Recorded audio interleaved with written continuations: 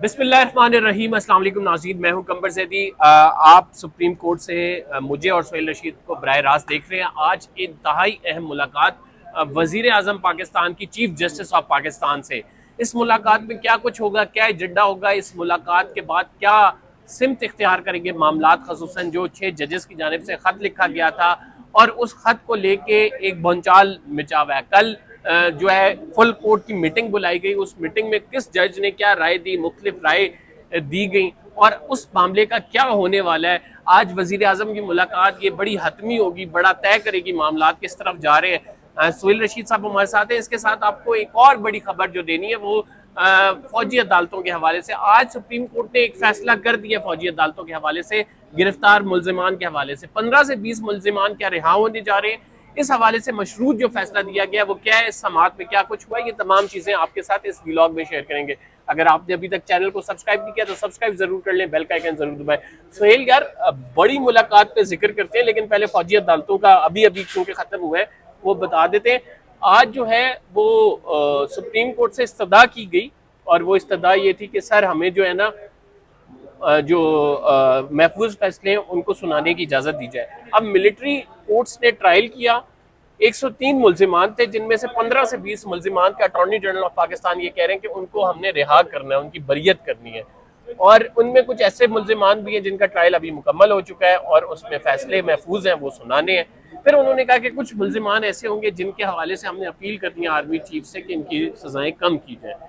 लेकिन ओवरऑल अगर इस को देखें तो दो चीजें, एक तो अदालत ने, सुप्रीम कोर्ट ऑफ पाकिस्तान ने इजाजत दे दी कि आप जो है ईद से पहले जिनको रिहा करना है तो वो उनको रिहा कर दें। तो ये तहरीक इंसाफ के लिए, कुछ लोगों के लिए कुछ खुशखबरी भी है। लेकिन दूसरा इंपॉर्टेंट एस्पेक्ट इसका जो डिस्कस करेंगे वो हम कि अगर फौजी अदालतों की जानिब से बंदे रिहा कर दिए जाते हैं तो इसका मतलब है कि सुप्रीम कोर्ट ऑफ पाकिस्तान ने फौजी अदालतों का इख्तियार समाअत को तस्लीम कर लिया है। और अगर इख्तियार समाअत को तस्लीम कर लिया तो जो अदालत उनको रिहा कर सकती है वो सजा भी दे सकती है, फिर तो ये बात होगी। लेकिन सुप्रीम कोर्ट ने ये मामला भी मुबहम रखा है और मशरूत इजाजत दी है। सुप्रीम कोर्ट ने कहा है कि जब तक मेन अपील का फैसला नहीं हो जाता तब तक ये जो है आप फैसले सुना दे, लोगों को रिहा करें। कैसे देखते हैं आप? देखें, आज का जो ऑर्डर है उसमें मशरूत इजाज़त दी गई है। 20 अफराद, 15 से 20 अफराद अटॉर्नी जनरल ने बताया था ऐसे हैं जिन पर ट्रायल के दौरान जुर्म साबित नहीं होता और उनका एक्विटल बनता है, भरी होना बनता है। तो ईद से पहले उनकी रिहाई की राह हमवार करने के लिए ये एक रास्ता निकाला गया है कि उनकी हद तक फैसले सुनाने की इजाज़त मिलिट्री कोर्ट्स को दे दी गई है। और उसके अलावा जो मुलजमान हैं जिनकी सज़ा 2 से 3 साल तक बनती है, यानी कि कम सज़ा, उनकी फहरिस्त तलब की गई है। और समाअत अब लेकिन अगले महीने तक चली गई है, 1 महीने का इसमें गैप आएगा। आपने जो पॉइंट इंट्रो में रेज़ किया कि वो जब एक्विटल करेंगे तो इख्तियार, डेफिनेटली उनका इख्तियार बेसिकली बहाल हो रहा है कि आप ऑपरेट कर सकते हैं फुली। आधा पहले हो गया था कि आप ट्रायल जारी रख सकते हैं, फैसले नहीं सुनाना। आधा आज हो गया जी कि आप इनकी हद तक तो फैसले सुनाएं। अब इसका हतमी अपील पे क्या असर पड़ेगा? अपील के मेरिट्स पे अभी दलाइल शुरू नहीं हुए, वो होने अब अप्रैल के एंड पे या उसके भी बाद। उसमें अगर कल सुप्रीम कोर्ट इस नतीजे पे पहुंचती है कि नहीं, मिलिट्री कोर्ट्स का तो इख्तियार था ही नहीं और फैसला जो सुप्रीम कोर्ट ने पहले किया था उसको बरकरार रखती है, फिर मेरे ख्याल में ये जो 15 से 20 लोग आज बरी होंगे इनकी बरीत भी ख़त्म हो जाएगी कि जब इख्तियार नहीं तो आप इनका ट्रायल भी नहीं कर सकते, बरी भी नहीं कर सकते। ये दोबारा सादा कानून, सादा नहीं वो भी स्पेशल कानून है ATC, जिसके तहत इनको पहले बुक किया गया था 9 मई के मुकदमात में, वो इनके खिलाफ केसेस दोबारा बहाल हो जाएंगे और ये दोबारा एक्यूज़ बन जाएंगे। दूसरी सूरत में अगर कल सुप्रीम कोर्ट इस नतीजे पर पहुँचती है कि नहीं, मिलिट्री कोर्ट्स जो हैं वो इन केसेस में इख्तियार रखती थी, तो फिर इनका एक्विटल बरकरार रहेगा और बाकियों के फैसले भी आना शुरू हो जाएंगे और फिर जो अपीलें हैं वो मंजूर हो जाएंगी। ये दो सिचुएशन है, लेकिन मेरी अभी तक रीडिंग ये है कि जुज़वी तौर पर ये अपीलें मंजूर ही होने जा रही हैं। 21D वगैरह समेत जो सेक्शंस कलअदम की गई थी आर्मी एक्ट की, वो मुझे बरकरार रहती नज़र नहीं आती। उसकी एक खासियत है उसमें, क्योंकि दहशतगर्दी पाकिस्तान में एक रियल मसले के तौर पर भी बहरहाल मौजूद है। ATC जो लॉ है, दहशतगर्द की दफात का गलत इस्तेमाल भी, बाज़ हम कत्ल होता है बंदा कोई तो उसके ऊपर भी लगवा देते हैं, गलत तो इस्तेमाल होता रहा है, लेकिन दहशतगर्दी सही मानों में भी मौजूद है। अभी रिसेंटली भी देखें आप, अटैक हुए हैं चाइनीज़ उन पे, इस तरह मिलिट्री इंस्टॉलमेंट्स पे रियल जी अटैक्स बिल्कुल, ये हकीकत होते है। रहे हैं और वो टेररिस्ट सिविलियन कैटेगरी में आते हैं, तो उनके केसेस कहीं से हिट नहीं होने चाहिए कि उनको कोई रिलीफ मिल जाए। ये एहतियात बहरहाल लाजमी बरती ही जानी है। 9 मई का जो सब्जेक्ट है, 9 मई को सेपरेटली सुप्रीम कोर्ट को अपनी जजमेंट में अटेंड करना चाहिए कि क्या ये वो वाला टेररिज्म था जिसमें मिलिट्री कोर्ट्स के अंडर जाएगा ये मामला, या ये एक पॉलिटिकल मूवमेंट थी, पॉलिटिकल लोग थे तो बस जाने दें यार, एक दिन था, हो गया, सबक सीख लिया है, अंदर रह लिया है, ठीक है। तो एक मेरा ख्याल है गिरफ्तार भी रहे हैं। एक तहम्मुल और गुरेज बरतने का मुझे दूसरी जानिब से भी वाजे वो तासुर मिल रहा है कि वो सख्ती बहरहाल नहीं की गई, आप चीज़ माने जो पहले थी, या उन लोगों के खिलाफ उस तरह नहीं रवैया रखा गया। सिर्फ 103 लोग मिलिट्री कोर्ट्स की तहवील में लिए गए थे, तो हज़ारों उस दिन, और उसमें सिर्फ 15 से 20 कह रहे हैं वो बरी होने वाले हैं, और बाकियों की सज़ा अटॉर्नी जनरल ने पहले कहा था कि 2 से 3 साल बनती है। आज उन्होंने ये फरमाया है कि नहीं, वो तो मैंने बयान दिया था विद सब्जेक्ट टू एविडेंस, कि एविडेंस इनका इस रिलेटेड होगा। तो उस पर फैसल सदीकी जो है सिविल सोसाइटी के वकील, उन्होंने काफ़ी शोर शराबा भी किया। उन्होंने कहा जी अटॉर्नी जनरल अपने बयान से मुकर रहे हैं। इन्होंने कैटेगोरिकली ये स्टेटमेंट दी थी कि 2 से 3 साल मैक्सिमम सज़ा बनती है सारों की, इससे ज़्यादा सज़ा नहीं बनती। तो मैं इनका बयान दिखा भी सकता हूँ। और अल्टीमेटली ये होता है सोहेल कि जब 2 से 3 साल सजा नाज़रीन होती है तो इसे शॉर्ट सेंटेंस कहते हैं, और शॉर्ट सेंटेंस में जो आपकी ज़मानत है वो बड़ी आसान हो जाती है। कोर्ट दे देती है कि ज़मानत के यार 6 महीने तो ये ऑलरेडी गुजार चुका है या साल गुजार चुका है, इसे ज़मानत दे दो। और जो ये अरसा, जितने अरसे जेल में होते हैं, ये भी उसमें काउंट होता है मेरा ख्याल से प्रिंसिपल सेंटेंस में।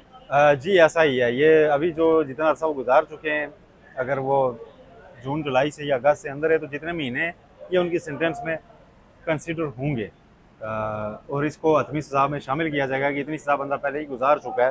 कई बार लोग जो है ना, आम केसेस जो चल रहे होते हैं नैब वगैरह के, वो 7-7 साल से गिरफ्तार होते हैं, मतलब जेल में उनको जमानत नहीं मिल रही, और बाद में सज़ा होती है 7 साल, तो उसी दिन घर चले जाते हैं कि सज़ा तो मैं काट चुका हूं। अच्छा सोहेल, अब मेन मुद्दे पे आते हैं। मेन मुद्दा है वजीर आजम पाकिस्तान जो है चीफ जस्टिस ऑफ पाकिस्तान से मिलने आ रहे हैं।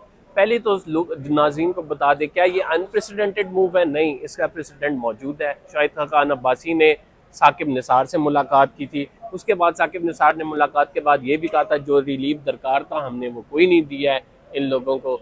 अब जो है वजीर आजम का एक ऐसे माहौल में मुलाकात करना चीफ जस्टिस ऑफ पाकिस्तान से बड़े क्वेश्चन रेज करता है। क्या माहौल है? 6 जजेस ने लिखा है कि अदलिया में इंटरफेरेंस हो रही है। चीफ जस्टिस ऑफ पाकिस्तान उसके बाद अटॉर्नी जनरल से मुलाकात करते हैं, वजीर कानून से मुलाकात करते हैं, और फिर chief justice of Pakistan full court meeting बुला लेते हैं। उस फुल कोर्ट मीटिंग तवील जारी रहती है। उस फुल कोर्ट मीटिंग में हर जज जो है अपनी राय देता है। उस फुल कोर्ट मीटिंग से 2 चीज़ें सामने आ सकती हैं, एक तो सुप्रीम जुडिशियल काउंसिल में या इस कार्रवाई को टेकअप किया जाए, या फिर 184(3) के तहत सू मोटो का इख्तियार इस्तेमाल करके तमाम फुल जजेस का बेंच बैठे और देखें कि किस तरह से सिक्योरिटी एजेंसीज इन्फ्लुएंस कर रही हैं हमारे इस्लामाबाद हाई कोर्ट का, इस हवाले से कोई फैसला दे। तीसरा जो है ऑप्शन वो ये भी है कि जैसा कि पाकिस्तान बार काउंसिल की जानिब से कहा गया कि 3 जजेस पर मुश्तमिल एक कमीशन बना दिया जाए। तो अब वजीर आजम की पहले तो ये बताएं कि वजीर आजम भाई आ क्यों रहे हैं, क्या मुद्दा लेके आ रहे हैं? कुछ खबरें चली थी टैक्स के मामला डिस्कस करने आ रहे हैं, लेकिन ऐसा कोई मामला नहीं है। असल में मुद्दा ये है कि वजीर आजम जो है, अंदर की खबर ये है कि आ रहे हैं यार इसने मिट्टी पाओ, इसको मामले को ना छेड़ो ज़्यादा। और ऐसा नहीं हो सकता, मिट्टी ये दोनों डाल नहीं सकते, इन दोनों का इख्तियार ही नहीं है मिट्टी डालना। जिन्होंने खत लिखा हुआ कल रिपीट कर देंगे, तो क्या होगा फिर? ठीक है, मिट्टी नहीं डाली जा सकती, इसका वे आउट निकाला जाएगा कि इसको कैसे आगे लेके चले, क्यों भला एक ऐसा वे आउट निकाला जाएगा जिससे एक चीज मुतासिर ना हो इंटेलिजेंस। एक चीज आप सबसे पहले जो है ना, फैक्ट्स हमें रिकॉर्ड पे रखने चाहिए। ये एक ऐसी डेवलपमेंट है जो आज से पहले पाकिस्तान में नहीं हुई। जजेस बाद में किताबें लिखते रहे, इंटरव्यू देते रहे, तकरीर में शौकत सिद्दीकी साहब ने फरमाया ज़रूर, लेकिन इकट्ठे एक हाई कोर्ट के इतने जजेस सारे बोल पड़े और वो ख़त लिखते हैं किसी फोरम को, ये पहली बार हुआ है। तो उस बार जो रिएक्शन आना है अथॉरिटीज़ का वो भी पहली बार ही होगा। तो वो क्या होगा अभी तक मेरा ख्याल है किसी को समझ नहीं आ रही। फुल कोर्ट मीटिंग के बाद कोई एलामिया ना आना और कोई चीज़, इट मीन्स के वहाँ पे कोई ऐसा वाजे मौक़िफ़ किसी का नहीं था, कोई चीज़ ऐसी नहीं, भाई कैसे चलें इसको, क्या करें। उसके बाद फिर मामला ये भी है कि आप फुल कोर्ट लगा के बैठे हैं, फुल कोर्ट में सुप्रीम कोर्ट के सारे जजेस होंगे, उसमें से 6-7 बोलना शुरू हो जाएंगे कि वही ऑलरेडी एक्सपीरियंस है, when we were in high court. हाँ, और वो केस लगा तो उसमें इतने फ्रीकेन और आगे वो शुरू हो जाए, जजेस उसको कोर्ट को लिखना शुरू कर दें, एक पेंडोरा बॉक्स खुल जाएगा और पाकिस्तान में जुडिशियल सिस्टम ये कोलैप्स करता आपको नजर आएगा। ठीक है, उसके ऊपर जिन लोगों के केसेस चल रहे हैं, वो तो कहे कि तुसी तो जी उधर तू हिदायत लेंदे हो ते तुसी फैसले कर दियो साडे मुझे केसेस दे। बताएं, आज जस्टिस तारिक महमूद जहांगीरी की अदालत में जो कोई हाजी अल्लाह देता आया होगा अपने केस के लिए, वो जज साहब पे तरस खा रहा होगा कि यार बेचारे दे बस कुछ नहीं है, हाँ है की कर सी। ठीक है। ये बहुत डैमेजिंग है, आप इस चीज़ को समझें, ये बहुत डैमेजिंग है। ये पब्लिक में आया तो है, लेकिन पब्लिक में आने के बाद ये डैमेजेस इसके इतने ज़्यादा हैं कि इस पे रद्द अमल जुडिशरी का या एग्जीक्यूटिव का ऐसा ही होना चाहिए कि जो इस चीज़ को वापस रिस्टोर करे पब्लिक कॉन्फिडेंस को, और उसके लिए रास्ता निकाला जाए, ना कि मजीद टैकल करे। इसके लिए मेरा ख्याल है वज़ीर आज़म पाकिस्तान चीफ जस्टिस से आके अपना मौक़िफ़ तो बताएंगे कि जी मैं हाजिर हूँ, जो आप कहेंगे हम करते हैं। क्या करते हैं। मेरा ख्याल ये है कि वज़ीर आज़म, मेरी ज़ाती राय है, कयास ये है। 2 दिन पहले मैंने इधर एक विलाग में कहा था, मेरा कयास ये है कि हाईकोर्ट से कोई कंप्लेन आने वाली है और शाम को आ गई थी। वैसे मुझे कयास के लफ्ज़ याद है, तो मेरा कयास ये है कि वज़ीर आज़म आगे आप उनको रिक्वेस्ट करेंगे कि आप इस पर जुडिशल कमीशन बना दें। इस पे जुडिशल कमीशन बना, जुडिशल और फिर कमीशन बना तो फिर मामला ठीक है बस। नहीं, जुडिशल कमीशन देखें, यार जुडिशल कमीशन की तरफ क्यों पाकिस्तान मामला में जा रहा है? जुडिशल कमीशन की क्या हिस्ट्री रही है, मुझे ये नहीं, बताएं मुझे कि ये नहीं, और कोई ऑप्शन नहीं है ना, क्या करेंगे आप? यार आईजी को दे दें, फिर अगर फुल कोर्ट बनाते हैं, आईजी इस्लामाबाद को दे देंगे तहकीकात कर लें। नहीं ना, किसने अगर- इससे करवानी है? अगर फुल कोर्ट बनाते हैं 184(3) के अंदर, तो इस मामले को कैसे देखते हैं? फुल कोर्ट क्या करेगी? सारे आगे मौक़िफ़ अपना रखेंगे, फुल कोर्ट कहेगी इंक्वायरी करा लेते हैं। फिर आप किसी रिटायर आईजी को या किसी सर्विंग आईजी को कहेंगे आप इंक्वायरी करके दो। आपने गुजरना इसी प्रोसेस लेकिन से, सुहेल और कोई साहब, प्रोसेस आप बाकी ये रह नहीं नोटिस गया। करें कि ये एक मसला है जो कि बड़ा जनवन है। इस मसले को अब बदलिया ने ये भी सोचना है ना, इसको खत्म करना है। ये मामला जो चल रहे हैं अब आहिस्ता आहिस्ता लोगों, सोशल मीडिया, ये और वो प्रेशर मैं कल की बढ़ता आपको जा एक रहा है। पेशरफ्त बताता हूँ। हाँ। कल पाकिस्तान बार काउंसिल ने दिन को एलामिया जारी किया कि हम 5 अप्रैल को अपना एग्जीक्यूटिव बॉडी का इजलास इसी पे बुला रहे हैं। हाँ। फिर उन्होंने शाम को दोबारा एलामिया जारी किया कि नहीं, ये बड़ा अर्जेंट नेचर का केस है, मामला है, तो इसमें ऐसा करें कि ये सुप्रीम जुडिशल काउंसिल का नहीं बनता, इसका forum Majaz authority chief justice Pakistan है, लिहाजा ऐसा करें कि chief justice Pakistan supreme court के 3 सीनियर कोई जजेस पर मुश्तमिल एक कमेटी बना दें जो इस मामले की इंक्वायरी करे। कमेटी या जुडिशल कमीशन, सुप्रीम कोर्ट के जजेस, मामला इस तरफ जा रहा है। तो यानी you are saying that commission will be formed, they will inquire the whole case, and the outcome of the commission will be implemented as it is as suggested by the commission. But हम अपनी माजी की history में जाएं, जितने भी commissions बने हैं, हमने देखा है कि वो मामला रफा दफा हो जाता है, कोई कंक्रीट आउटकम नहीं निकलती, कोई उससे फ़ायदा नुकसान नहीं होता, और एक मामले को दबाने के लिए कमीशन बना दिया जाता है।